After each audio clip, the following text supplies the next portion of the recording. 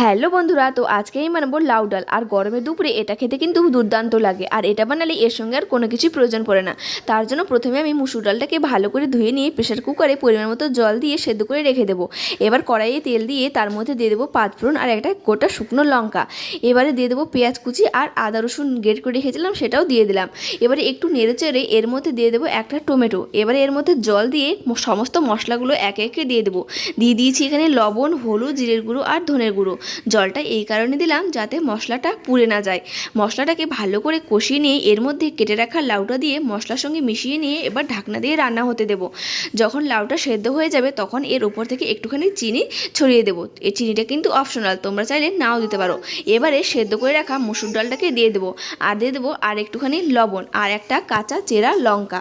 তারপর নাড়িয়ে চাড়িয়ে ফুটিয়ে নিলেই রেডি এই লাউ ডাল। তো রেসিপিটি কেমন লাগলো জানিও, আর তোমরাও কিন্তু বানিও, এটা খেতে কিন্তু বেশ লাগে।